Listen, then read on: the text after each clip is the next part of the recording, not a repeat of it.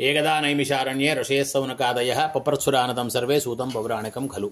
పూర్వకాలమున కొందరు నారద మహామునులు నైమిష అన్న పేరు గల అరణ్యంలో కూర్చొని తపస్సు చేసుకుంటూ ఉన్నారు. వ్రతేన తపసా కిం వా ప్రాప్యతే వాంఛితం ఫలం తత్సర్వం శ్రోతుమిచ్చామః కథయస్వ మహామునే. ఏ వ్రతమును కానీ ఏ తపస్సుని కనుక చేసినట్టయితే మానవులకున్న కోరికలే కానీ కష్టాలే కానీ తొలగిపోతాయో అలాంటిదైనా వ్రతం ఉంటే ఆనతీయమని చెప్పేసి సూత మహాముని వేడుకున్నారట సౌనకాది మహామునులందరూ కూడా.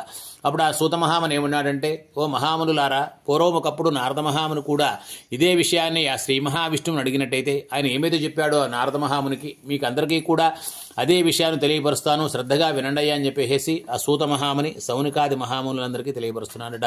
ఒకసారి నారదుల వారు భూలోకము, భువర్లోకము, సువర్లోకము, జనోలోకము, తపోలోకము, సత్యలోకము, మర్త్యలోకము ఇలా అన్ని లోకాలు కూడా తిరుగుతూ మార్గవశమున మన యొక్క భూలోకానికి వచ్చాడట.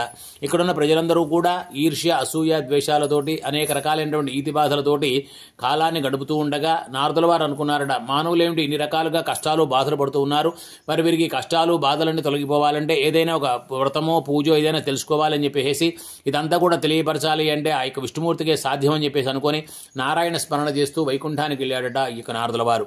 నారాయణ నారాయణ నారాయణ అనే స్మరణంతో వైకుంఠానికి వెళ్ళినటువంటి ఆ యొక్క నారదుల వారికి స్వామివారు స్వాగత ద్వారాలతోటి, ఓ నారద, ఏమిటయ్యా మా వైకుంఠానికి వచ్చారు, మీరేమిటి మీ మనసులో ఉన్న కోరిక ఏమిటి చెప్పండి అయ్యా, నెరవేరుస్తానని చెప్పేసి స్వామివారు అడిగాడట నారదుల వారిని. అప్పుడు ఆ నారదుల వారు స్వామికి నమస్కారం చేసుకొని, ఓ జగద్రక్షక, నేను ఇప్పుడే భూలోకానికి వెళ్ళి వస్తున్నానయ్యా, ఆ భూలోకంలో ఉన్న ప్రజలందరూ కూడా అనేక రకములుగా బాధలు పడుతూ ఉన్నారయ్యా, మరి ఆ బాధలు తొలగిపోవాలంటే ఏదైనా వ్రతము కానీ పూజ కానీ ఏదైనా తపస్సు కానీ తెలుసుకుని వెళదామని చెప్పి ఇలా వచ్చానని చెప్పేసి తన మనసులో ఉన్నటువంటి కోరికను తెలియపరిచాడట స్వామివారికి.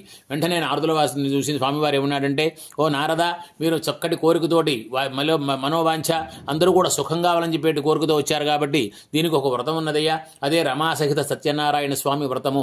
ఈ వ్రతాన్ని కనుక ఏ మానవుడైతే శ్రద్ధగా కనుక ఆచరించుకుంటాడో ఆ మానవునికి ఆ రోజు నుంచి కూడా వారికి ఉండేటువంటి కష్టాలు, బాధలు, దరిద్రాలను తొలగిపోతాయని చెప్పేసి నారదుల వారికి తెలియపరిచారట స్వామివారు. వెంటనే నారదుల వారు ఆ స్వామికి నమస్కారం చేసి, ఓ దామోదర, మీరు తెలియపరిచిన రమాసహిత సత్యనారాయణ స్వామి వ్రతాన్ని ఏ విధంగా చేసుకోవాలి, ఎప్పుడు చేసుకోవాలి, ఎక్కడ చేసుకోవాలి, ఎలా చేసుకోవాలి, ఈ వ్రతంలో ఏ దేవతను పూజించాలి, ఈ వ్రత విధానం అంతా కూడా తెలియపరచమని చెప్పేసి నారదుల వారు వేడుకున్నారట స్వామివారిని. అప్పుడు ఆ స్వామి ఏం చెప్తున్నాడంటే, ఓ నారద, ఈ యొక్క వ్రతం కనుక ఆచరించుకున్నట్టయితే సకల దుఃఖాలు నివారిస్తుందయ్యా, సకల ఐశ్వర్యాన్ని కలిగిస్తుంది, సత్సంతానాన్ని కూడా కలిగిస్తుంది, సర్వత్రా జయప్రదంగా కూడా ఉంటుంది. అయితే ఒక వ్రతాన్ని వైశాఖ మాసంలో కానీ, మాఘమాసంలో కానీ, కార్తీక మాసంలో కానీ ఏదైనా ఒక మంచి రోజున కానీ ఈ యొక్క వ్రతాన్ని ఆచరించుకోవచ్చు. ముఖ్యంగా ఈ యొక్క వ్రతమును యుద్ధములు కలిగినప్పుడు కానీ, కష్టములు కలిగినప్పుడు కానీ, బాధలు కలిగినప్పుడు కానీ, ఆపదలు కలిగినప్పుడు కానీ, వివాదాలు కలిగినప్పుడు కానీ ఇలాంటి సమయాల్లో కనుక ఈ యొక్క వ్రతం ఆచరించుకున్నట్టయితే మనకి ఎన్ని కష్టాలున్నా, బాధలున్నా, ఆపదలున్నా, వివాదాలున్నా అన్నీ కూడా తొలగిపోతాయిట. అంతేకాకుండా నారద ఈ యొక్క వ్రతాన్ని పౌర్ణమి తిథి ఎందు కానీ, ఏకాదశి నాడు కానీ, రవి సంక్రమణ దినాన్ని కానీ ఈ యొక్క వ్రతాన్ని చేసుకోవచ్చు. అయితే ఈ యొక్క వ్రతాన్ని నారద ఈ వ్రతం చేసుకునేవారు ఆ రోజున ఎవరైతే చేసుకుంటారో ఆ రోజున సూర్యోదయాన్ని పూర్వమే నిద్రలేచి వాళ్ళ బ్రాహ్మీ ముహూర్తంలో నిద్రలేచి చక్కగా స్నానము, సంధ్యావందనము పూర్తి చేసుకొని నిశ్చల భక్తితో, ఓ దేవాదిదేవ, ఓ సత్యనారాయణ స్వామి, ఈ రోజున మీ యొక్క వ్రతం ఆచరించుకుంటున్నానని చెప్పి ఆ స్వామికి మా మనసులో కోరికను చెప్పుకొని అక్కడి నుంచి కూడా కాలయాపన చేస్తూ ఆ మధ్యాహ్న కాలం ఏమైనటువంటి కర్మానుష్ఠాలను నెరవేర్చుకొని రాత్రి ప్రారంభ కాలాన సాయంకాలం పూట 4 తర్వాత గోధూలి వేళ చక్కగా స్నానం చేసి కొత్త వస్త్రాలు కట్టుకొని స్వామి యొక్క వ్రతాన్ని ఆచరించుకోమంటున్నాడు. ముందుగా పూజాస్థలం ఇంటికి ఈశాన్య భాగంలో ఆవు పేడ తెచ్చుకొని దాన్ని శుభ్రంగా అలికేసేసి నేల మీద దాని మీద వరిపిండి 5 రంగుల చూర్ణాలతో ముగ్గులు వేసి దానిపైన కొత్త వస్త్రాన్ని, ఆసనం ఉంటే ఆసనం పీటను పరిచేసేసి దానిపైన కొత్త వస్త్రాన్ని వేసి దానిపైన బియ్యం పోసి దానిపైన కలశం ఉంచమన్నారు. ఆ కలశాన్ని శక్తి కనుక ఉన్నవారు వెండితోట లేదా రాగితో లేదా మట్టితో ఏదైనా సరే చేసుకోవచ్చు. తితకు ఏదైనా సరే ఈ యొక్క వ్రతాన్ని కనుక లోభత్వం మాత్రం లేకుండా చేయాలిట. మన శక్తిని బట్టి ఈ యొక్క వ్రతాన్ని ఆచరించుకోవాలి. తర్వాత ఈ కలశం ఏర్పరిచిన తర్వాత దానిపైన సత్యనారాయణ స్వామి యొక్క ప్రతిమ ఉంచమన్నారు. ఆ ప్రతిమను కూడా ఒక కర్షం బంగారంతో కానీ, అర్ధ కర్షం బంగారంతో కానీ, తొదకు పావు కర్షమైన సరే బంగారంతో కానీ ఆ యొక్క విగ్రహాన్ని తయారు చేయించుకొని పంచామృతాలతో అభిషేకం చేసి మంటపాన ఉంచమన్నారు. ముందుగా మనం మొట్టమొదటిగా ఈ యొక్క వ్రతం ఆరంభించే ముందర పసుపుతో చేసినటువంటి వినాయకుడు పూజ చేసుకున్నాము. అక్కడి నుంచి మన వ్రతాన్ని ప్రారంభించాలి. ఆ తర్వాత గణేశాది పంచలోక పాలకులు గణపతి, బ్రహ్మదేవుడు, సరస్వతి, విష్ణుమూర్తి, లక్ష్మీదేవి, శివుడు, పార్వతి, నవగ్రహాలు, సూర్యుడు, చంద్రుడు, అంగారకుడు, బుధుడు, బృహస్పతి, శుక్రుడు, శని, రాహువు, కేతువులు, ఇంద్రుడు, అగ్నిదేవుడు, యమధర్మరాజు, నిరుడతి, వరుణదేవుడు, ఇంద్రదేవుడు, వాయుదేవుడు, కుబేరుడు, ఈశానుడు, ఊర్ధ్వపురుషుడు అంటే ఆకాశం, పృథివీ అంటే భూమి, వీళ్ళందరినీ కూడా మండపంలో ఏర్పాటు చేసేసి స్వామి ఆవాహనం చేసేసి ఈ యొక్క వ్రతాన్ని చేసుకోవాలిట. ఇది యొక్క వ్రతాన్ని చేసుకునే వారు ఎవరైనా సరే వారొక్కరే కాకుండా వారి వారి బంధు మిత్రాదులందరినీ కూడా పిలుచుకుని వచ్చి యొక్క వ్రతం చేసుకోమంటున్నాడు. ఈ యొక్క వ్రతానికి కావాల్సినటువంటి పదార్థాలు ఏమిటని అడిగితే అరటి పండ్లు, ఆవు నెయ్యి, ఆవు పాలు, గోధుమ నూక, ఒకవేళ గోధుమ నూకలు పెంచకపోతే బియ్యపు నూక వాడుకోవచ్చుట. అలానే పంచదార లభించకపోతే బెల్లం కూడా వాడుకోవచ్చు. అయితే ఇవన్నీ కూడా సమానంగా శీరుంబావు చొప్పున చేర్చి ఆ స్వామికి ప్రసాదమును తయారు చేసి నివేదన చేయాలిట.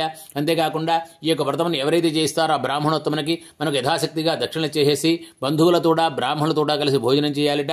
అంతేకాకుండా ఇక స్వామివారికి భరతనాట్యము, కూచిపూడి, కథకళి ఇలాంటి నృత్యాలు ఏమైనా వచ్చినట్టయితే ఆ నృత్యాలతోటి ఆ స్వామి యొక్క వ్రతాన్ని కనుక మనం శ్రద్ధగా కనుక ఆచరించుకున్నట్టయితే ఈ యొక్క కలియుగంలో మానవులు కోరినటువంటి కోరికలు తీరడానికి ఎంతకంటే మిక్కిలి సులభ మార్గం మనకు లేదు అని చెప్పేసి మనకి స్కాందరేవాఖండంలో సత్యనారాయణ వ్రతకథలో మొట్టమొదటి అధ్యాయంలో తెలియపరిచారు. శ్రీమద్ రమారమణ గోవిందో హరి.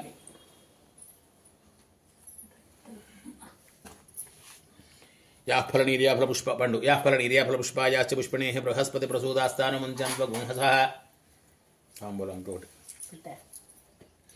ఓం భూర్భువస్వః సముద్రవరేణ్యం భర్గో దేవస్య ధీమహి ధియో యనః ప్రచోదయాత్. సత్యం వ్రతేన పరిశించామృతమస్తమృతోపస్రమసి వీరవేంకట సత్యనారాయణ స్వామినే నమః. సద్యస్కాల బీజపూరఫలాన్ని వేదయామి. ఓం ప్రాణాయ స్వాహ.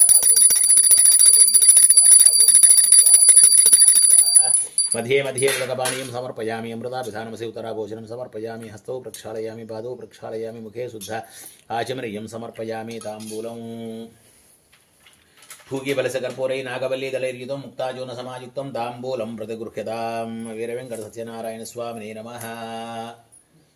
वीरवेङ्कटसत्यनारायणस्वामिने नमः. ताम्बूलं समर्पयामि. ताम्बूलश्रवणानन्तरं मुखे शुद्धाचमनीयं समर्पयामि. नीराजनम्